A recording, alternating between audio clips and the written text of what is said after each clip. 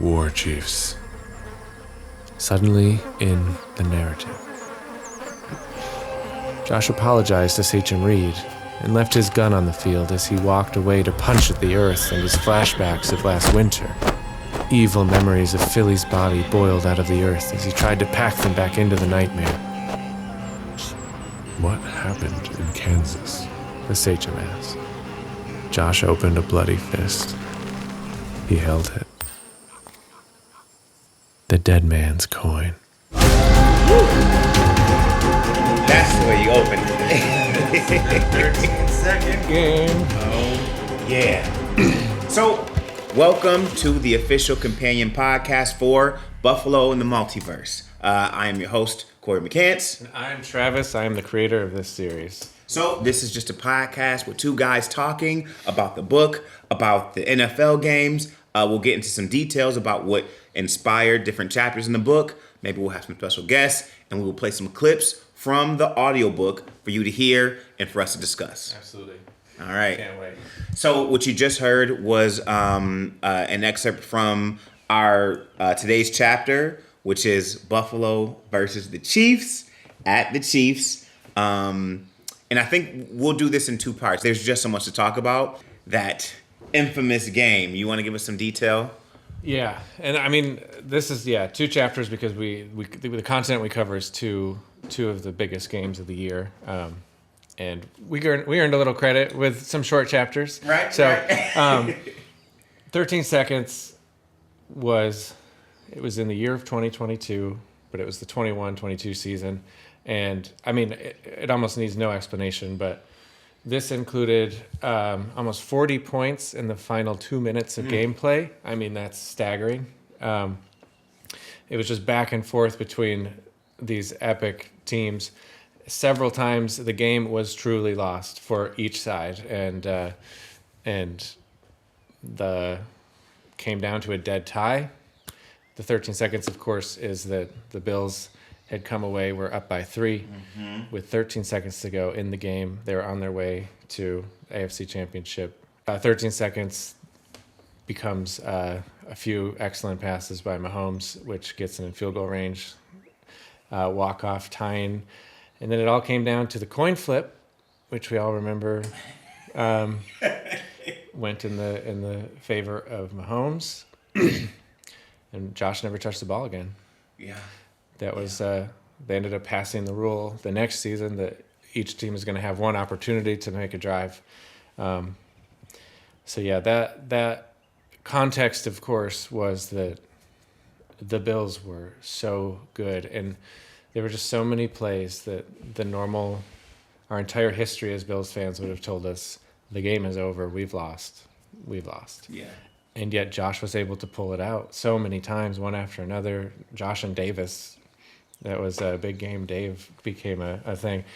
I think he had 3 touchdowns, and which tied Andre Reid's record for playoff touchdowns. Yeah. And in one game. Yeah. So it's bittersweet. It was epic. It was great. Some of the best football. It was the game of the year that year. Sometimes it's rough to go back and relive these moments, but seeing it from a new perspective, or from hindsight, I guess. It's like, man, maybe we can learn from our mistakes. With all that being said, to get into it in that way, in the way that you depict it with Alan, remembering this and the bloody fist, it's so visual, but so graphic, but it's like, man, it really showed. And that's what I talk about, you being a fan. You can tell the care is there because you really capture what we as fans were feeling. You know what I mean? So that part is just... Yeah, and this, I didn't say it completely, but this obviously massively kicked off or jet fueled this Chiefs-Bills rivalry, which is still very active and powerful. That game is also what inspired making the book. It's what we all started believing. That probably itself generated hundreds of thousands of Bills fans. Yeah, yeah. And for those of us who were already following the team for a little while, I was working for the team and all that, and it just made me like, all right, it's time. Like, what's something I could do in that becomes this massive translation into Yeah. the multiverse. Let's go through a recap of this first half of the chapter. Can we do that? Yeah.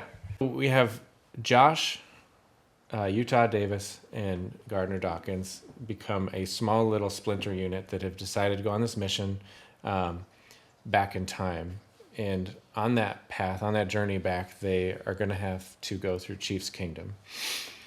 And they end up meeting Reid, Elder Reid, one of the most acclaimed definitely most acclaimed receivers, one of the most acclaimed players ever in Buffalo history. He gives them some wise words. They understand that he has a prisoner, Travis Kelsey, and they're going to use him as a bargaining chip to get through Chief's Kingdom. The only thing with well-laid plans is that they don't always work out. Casey has his way out to escape, and in doing so, teaches us a bit about the religious history of the Chiefs and where Chief Elder Reid, Andy Reid, comes from, which is a fun. And he's also the bridge that gets us to relive Josh's basically worst nightmare, which is when he was the boy Maverick. He had gone to Kansas City by himself with Philly and tried to take on the kingdom alone, and took him right to the edge, as we just recapped. Comes down to a coin flip, and he loses his companion Philly in the path. The biggest loss of his life, the biggest revenge factor of his life. And that all sort of sets the table for what will be in this story, a present day revisit of the Chief's Kingdom. Josh has his vendetta. So that's kind of the portion of this that we'll cover today and relive today. So they're going to the past to find a blacksmith, and they need this blacksmith to give Alan that cannon, pretty much. You know what I mean? So there's a legitimate reason why they're going, and in order to get to this thing that they think is the past, they have to go through Chief's Kingdom. Yeah, the Steelers that we just met, those con artists, we were tipped off that by Diggs in their argument, he's like, they probably went to the blacksmith to get themselves the ultimate weapon. And Josh is like, all right, well, we need to go protect that man. He's one of our own. Ultimate weapon, that's interesting. And, so we'll see where that journey takes them. Right now, it's to protect the blacksmith, who may or may not be Mr. Bruce Smith. But spoilers. I actually have a decent clip that would set us up with their interaction with the other legend. Yeah. I'll give you that. Let's play it. It is not an army's arrows, but her stories that fly as far as the winds. He pointed high up to the pines. It is the idea that falling from a redwood would break our skulls that keep us off her branches, not the sharpness of her needles. And on the undefendable frontier, the storyline is the borderline. Sachem Reid, not to be confused with Chief Elder Reid. Yes.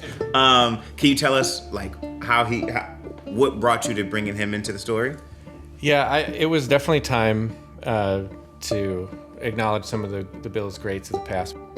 Andre is great, and our story was a hero of the Battle of Comeback, and would set the 3-touchdown record that Davis would then tie in the game that we're about to talk about. So, this trio of people is picked on purpose from our main team for the role that they played in the 13 Seconds game.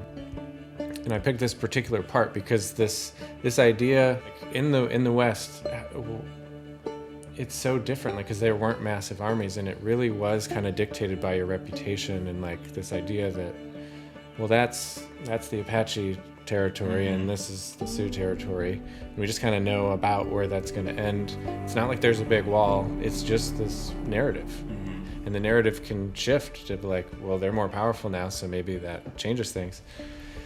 And so I wanted to bring that to the surface a little bit, and I like what it means for stories themselves. It kind of shows how much power a story can have, whether it's a story we tell ourselves about ourselves. I am XYZ, and so it is, if you believe it. And so if the concept is that the Bills are the best, or they're better than the Chiefs, or they're almost as good as the Chiefs. Like, that will dictate.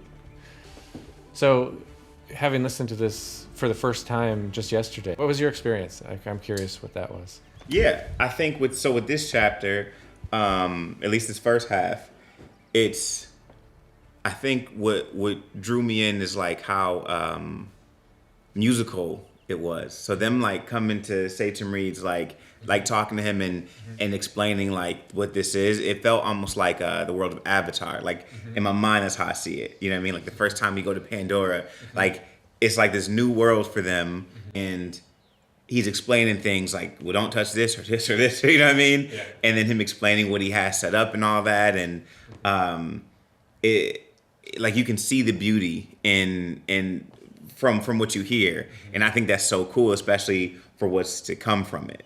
So like, how did you decide to bring this there? A couple things. One, Sachem Reid's like little zone and like what he's up to.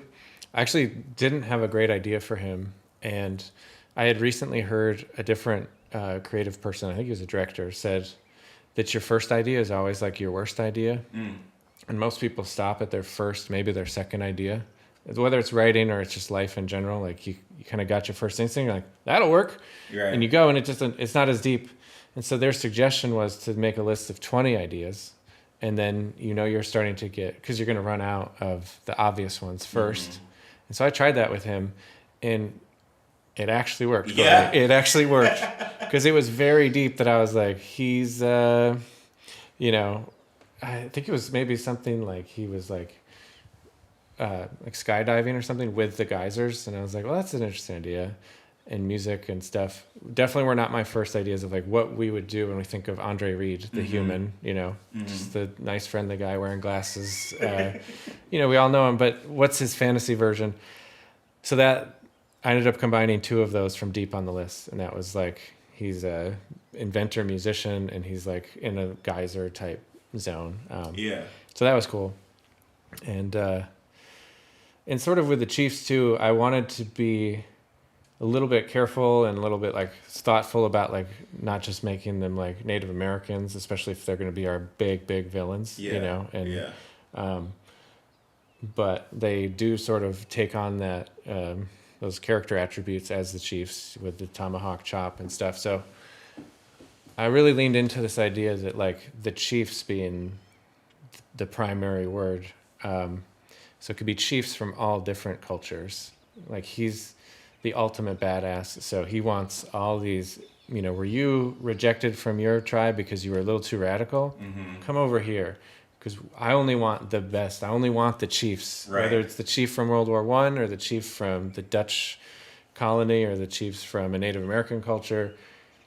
I want to just bring them all together. And I felt like that I could live with that. I felt like the audience could live with that. And it also makes it, I think, a better story.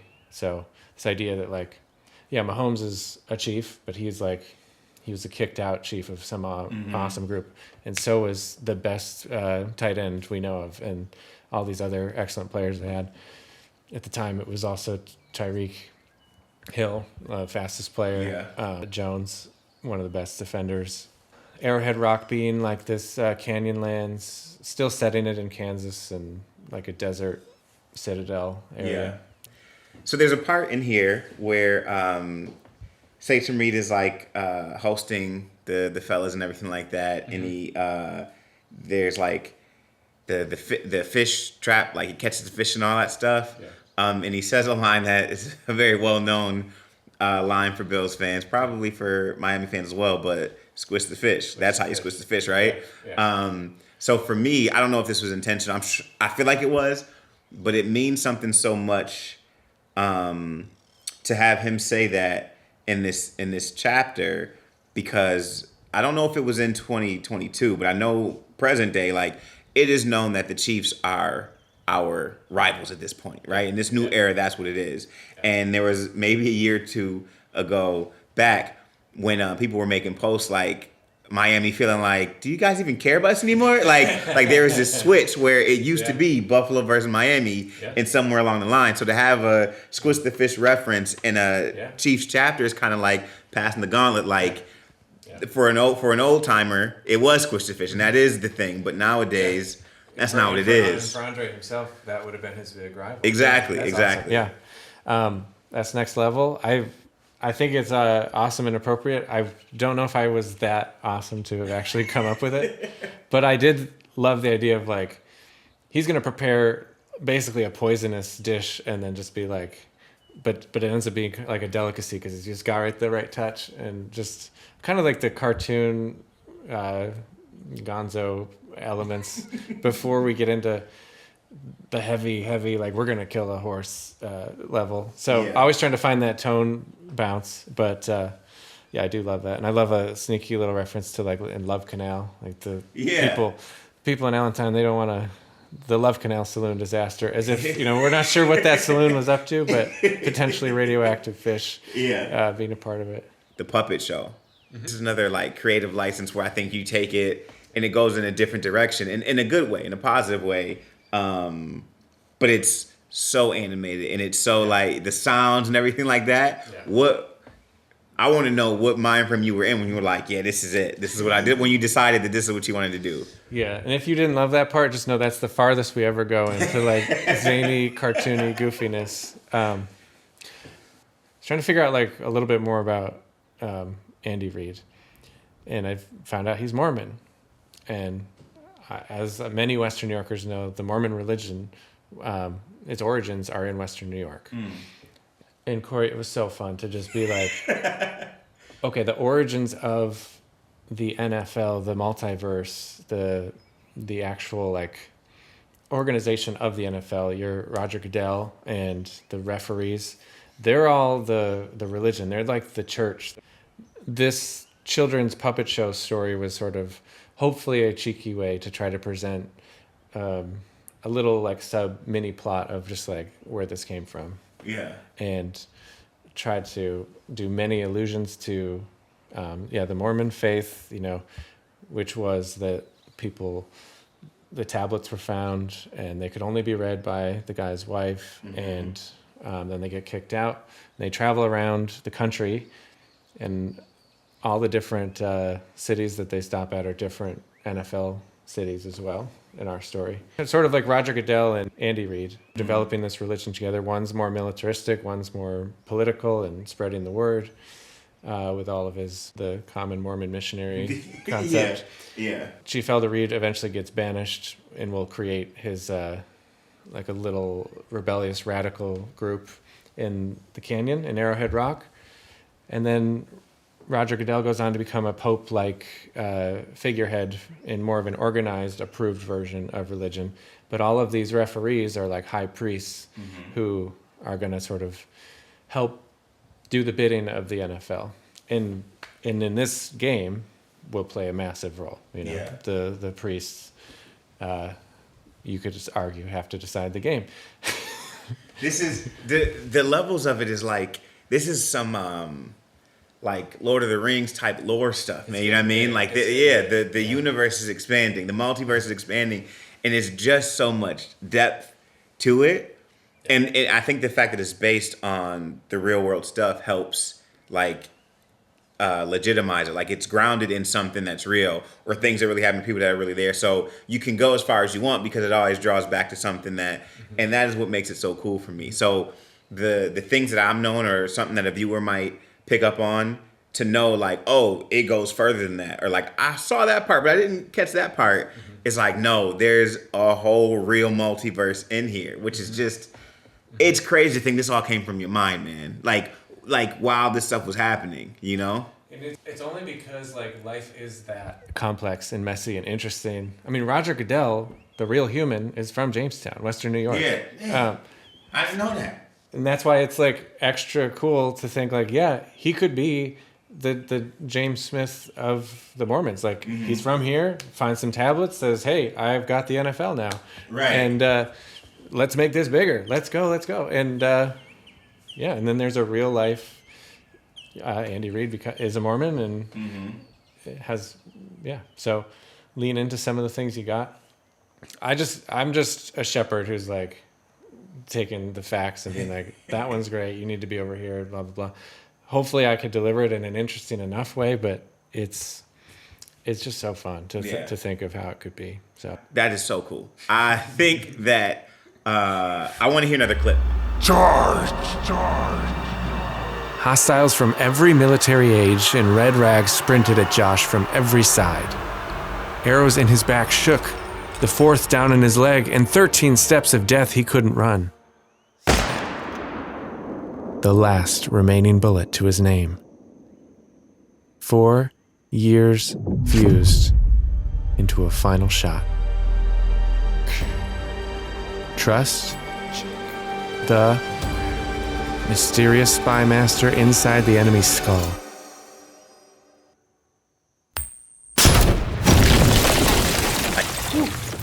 I'm telling you, that just is so epic.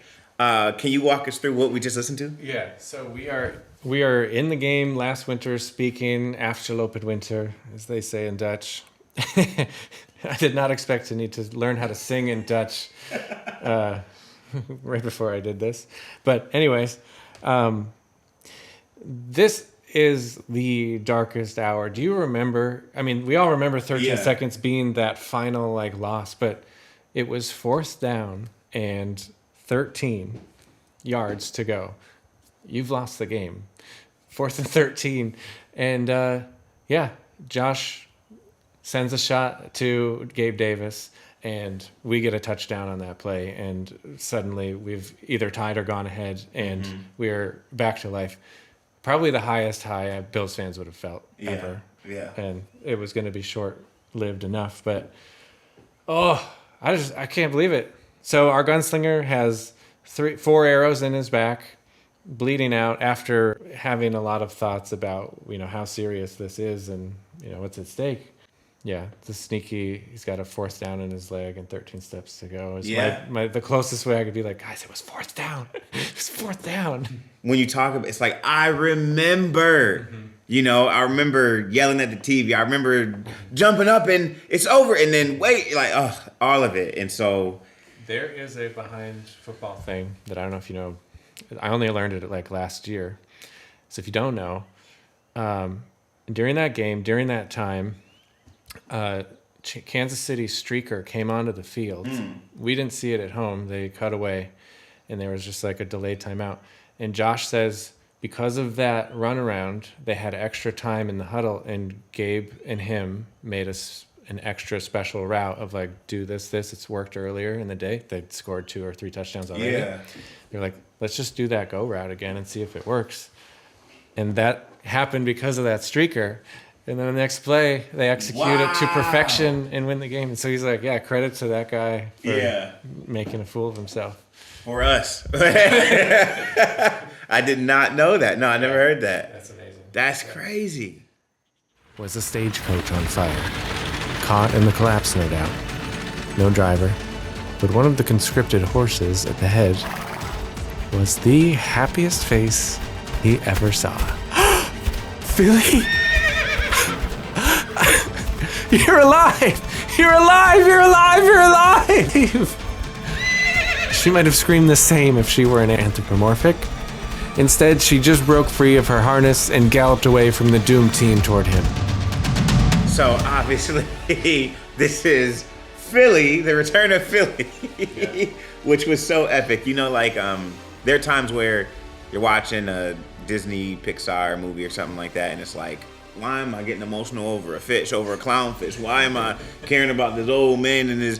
And it's like, that's kind of how it felt. It's like, for me, being like hearing the gallop and all that, I'm like, oh my gosh. But it just shows the depth that this thing goes. You know what I mean? It's all audio, and I'm reading along but the heart ties you make with something. So it's like, I was there. You know what I mean? I was in it when this stuff happened. It's just so epic. But I had to add that. I had to add that clip because it's beautiful. Yeah. Yeah, Philly's awesome. We all love our pets, and it's so easy to. I knew that, and I have a pet myself. It's the best part of my life, and I think I might have mentioned it earlier on, but it's worth mentioning. We had to have something lost in this 13 seconds game that was bigger and worse than ever, because this was a bigger and worse than ever loss for the Yeah. Bills. It wasn't just another like, oh, darn it. Yeah. Well, what's Monday got for us? It's just like, no, you felt something deeper. So he had to lose something much closer to him, and it's kind of fun that we're going back in time. We had set Philly up a little bit as a childhood memory, but we got to actually see her in action and really helping save his life and contribute before what becomes her big last stand. And she's epic. Yeah.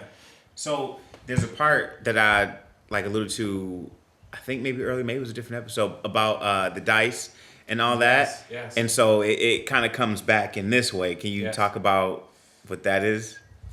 Yeah. So Tomlin has set some dice down early on, and they kind of try to hide it from Josh. Actually, Bean and McDermott hide it from Josh on purpose. They don't really want to go to war with the Chiefs, and they know exactly what this is. And then Elder Reid, kind of when we see that the bison of the Buffalo Nation have been used as a taunt against the Bills, they're missing their teeth, and it just slowly starts getting put together. I'm curious, when you as a listener, maybe do you remember, was it when it actually was said, like, those are her teeth? Or did you get it one or two lines or paragraphs ahead? Yeah, so I feel like for me, when the taunting came up, when you talked about taunting and them not having, I think around then is when I pieced it, but I was like, but that doesn't, no. Like, I guess I was more like, Travis wouldn't write that, like, because that's crazy. That's so messed up. Yeah. And so to hear it was just like what? Yeah. And so I felt like, the gunslinger. I'm like, what? that's my horse. Yeah. You know what I mean? It was, that was bad. Yeah, it is bad. And things like that you think about. But if you feel that's fear as a writer, you probably should go for it, because you got to kind of make it real, make it scary. Yeah, you got to put some stakes in it. Yeah. Yeah. But it's not cool. It's not cool. Never do that to your worst enemy. Don't do it. No, man. I mean, this especially is to their pet. You can do it to them if you want revenge on them when they're dead, but not to their pet. Yeah, man. So that's rough. But yeah, that was the good memory. I'm glad you brought that up, because that really helps. Yeah, it helps. All we need to do as an audience is feel what Josh felt and what the Bills feel, and those are ways to do that. And using the horse as leverage is, I am hitting kind of the easy button of like, So yeah. There's one of the writers of Pirates of the Caribbean said there's like 2 rules or 3 rules in writing, and one is you never say the words "I'm pregnant," you never kill the dog, and rule number 3 is you can break any of the rules you want. But so we're kind of on the edge of like killing the dog territory. I mean, it worked out for John Wick, so it could lead to some success. The final shot was over. We sleep in the fairy bed tonight. Let's go home. Her pace and rhythm was different, but Josh remembered it. It came from joy. It was the same gallop she had run through the downpour that ended the great drought, when the multiverse seemed to smile on them for once. When a cursed history had turned upside down. And now Josh had become the no-name farmer.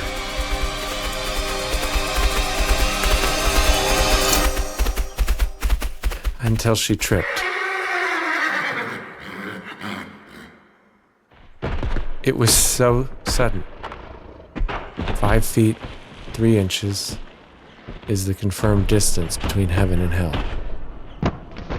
Josh felt every centimeter as he smashed into it and rolled. Arrows snapped.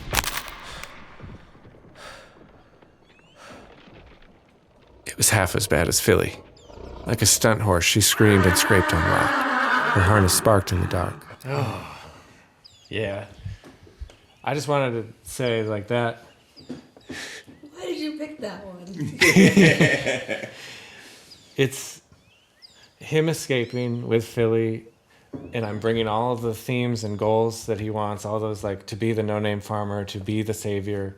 It's all coming together because it's basically a false ending of like how it could have and was going to end. Yeah. And how happy we felt. And then then it just like immediately got taken away because Mahomes and Travis Kelce had an answer, and that was to march down the field and to come right back. And it takes. That's why you'll notice if you have the books that these pages are black band, Yeah. and the text is white, it's just, and and I kind of brought that up to be like, I don't think we'll actually play the clips of the actual end of Philly and the actual 13 seconds, but that that we are approaching the point of no return and like the amount of sacrifice and what it's going to take, and realizing, I guess truly, like, I don't know if Philly's actually thinking, she's still a horse, but what it will take to get out of this is not going to be the normal antics of like adventure heroism stuff. It's going to be the big choices, big sacrifices, and the Bills paid a huge price and didn't make it. Yeah, because of a coin flip too. That's what's pretty. So not to dwell on all that, but it's I don't think it's hard to see like why someone would like watch that game and be like, this is a movie. I think even if you aren't a big sports fan or football fan or anything like that, if you got the book or the audiobook as a gift or something like that, and it's like going through this, specifically this one, paints a great picture of how fans felt. So if you really want to know, or if you're like, wow, what's the big deal? You listen to this, right? Play this one back and you'll see the pain that was felt. I can only imagine what the players actually felt, but like this is such a close tie to what it felt like that anguish or that heartbreak. It'd be super fun. I don't know if it could ever be possible, but if you could find someone who was so homeschooled and isolated that didn't know football and just be like, here's a adventure book. Yeah. I would I'd give anything to like just sit next to them as they watch or listen and just be like, what, is this just another book to you? Is it interesting? Is it kind of cliche because they're doing all the normal ups and downs that people do, and they just don't know that it's an adaptation of a football season? That's just a goofy thing. That would be really cool. Fun. I'm sure there are people who don't follow at all. Yeah. You know what I mean? That could get something from it. I mean, a lot of times the crazy thing, which I'm sure these worlds seem opposed to each other. It's like I'm into anime, I'm into comic books, or I'm into sports and I'm in and I mean, in today's time, it's definitely more blended. A lot of football players are also into anime and stuff like that, and so it's different. But there is still a lot of people who see that hard line. Yeah. And so to find somebody that's like, no, I don't watch sports, I'm into this. It's like, well, what do you think about this? If anyone is out there in their headphones right now, who is that? I'd throw a comment or something. I'd be love to see. Yeah, we'll bring you on. Come on to the episode. We will do a bonus episode with you. Let us know. That'd be so cool. One other thing I want to point out in this part here, this is strictly visual. So if you have the book, you can see it. But this vision of Philly here, it looks just like that Bills logo. You know what I'm talking about? The Charger buff. Yeah. It's and it's so dope with the blood and all that, like the red. If you're only listening, we're looking at a page with Philly running in the same direction, and her feet are charging just like the main Bills logo that's blue with the red streak, and the red streak is now blood. But this is just so cool, and this is that attention to detail that's like, you could take some of these pages out and make them posters. These are just posters, That is so cool. I agree. This is one of the strongest images, and maybe the best blend of what this book is trying to do. It's trying to take our team, our logo, but putting them into like characters, and that's what you got, and to put some emotion behind just what we're seeing here. Yeah. And then also on the page is Mahomes and Josh, and those images are both taken like as I'm designing them with AI. I'm using reference images from Josh in that game and Patrick in that game. Him screaming is an AI interpretation of Josh screaming in that exact game. That is just amazing. Even his hair. I mean, you mentioned his hair, but like even in Mahomes' hair, it's like Can we talk about that really quick? His name is Patrick Mahomes, and and then we're doing some sort of like tie-ins with Native Americans and the Mohawk people, which is an awesome nation of sovereign people. But then the Mohawk hairstyle becomes, what it is. It transcends their culture. And Mohawk sounds a lot like Mahomes and the Warhawks. And it just becomes this soup of like, wow, it all fits. Yeah. The boy Maverick pulled himself onto Philly, who brayed. They were a ragged pair at the end, but never gave up. Like a BB gun, Josh drew his varmint rifle, still full of rounds. "I'll take that," said the smitten priest. He pulled Josh's gun out of his hands. "My gun? It's a shootout." "Yes. And you lost the coin toss." "So what? We both shoot." The priest laughed. He laughed again. Good and hard. He laughed a third time. "No, you lost the coin toss. The Mohawk shoots at you undefended. Then, if you survive, you have a chance to shoot at him undefended." So I love this scene. One, I just love the voices. I love the voice acting. It's amazing. Kudos to you, man. Seriously. I just love, I guess, the voice of Alan in this. It's so realistic. And the one quote I keep quoting is like, "It's a shootout."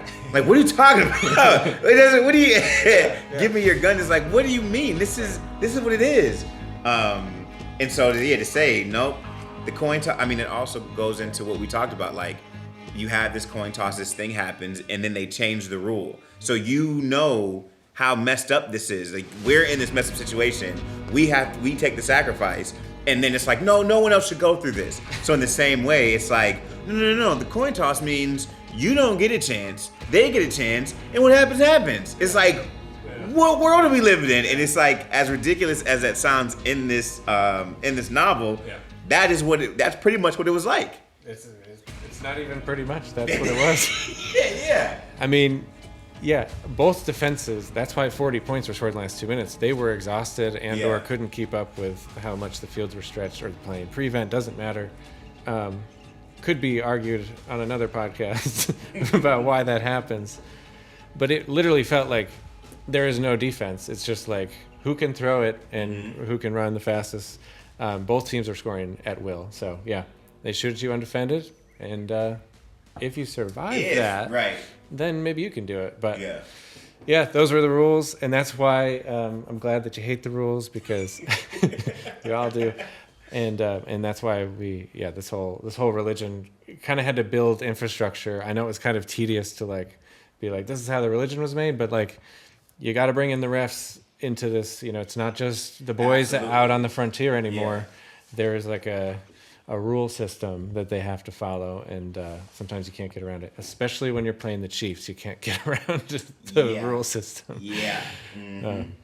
But that part is just, it sticks out because the ridiculousness is just laid out.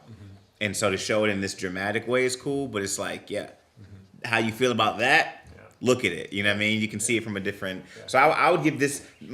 My goal would be to give this to a Chiefs fan and let him see this. And, I'm sure the first reaction would be like, well, that's not realistic.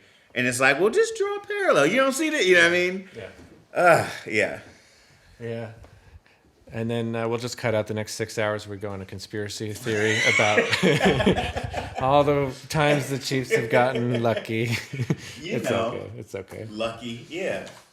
There's just, we won't spend any time on it, but we repeat a few stanzas that we would have talked about at the very beginning of, in chapter 1, we have this little glimpse. It's the part where they're saying red, black, red rock.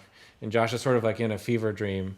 And it even acknowledges it's some dreamscape that sort of feels familiar, like he'd read about it somewhere in the past, back in time. And that's because the audience has read this back in time, and they were, because this is the end of that loop. So because when we met Josh early on, we found him in a moment where he had just lost Philly and was confused as to why. And now we've paid off that journey and repeated those lines on an all black page, which was fun. And we got probably 7 emails saying like, page 60 is just all black. It's all black. And the response back is always like, well, when you read the book, you'll understand why it's all black. Please enjoy. I love that. It's all good. We're pushing the boundaries of what's acceptable, and as you should. An all black page is not yet. So I think that this is gonna get us to the end part of part 1 for this 2-part chapter. So we'll get into the next one, right? I'm Cory McCants. And I'm Travis Carlson. It's been so fun, guys. If they want to find out how to get to the book or to the audiobook, how do they do that? Yep, panamfilms.com. It's always there for you, plus other great stuff. And we appreciate you being here. So, have a good one. Have a good one. Go Bills. Go Bills.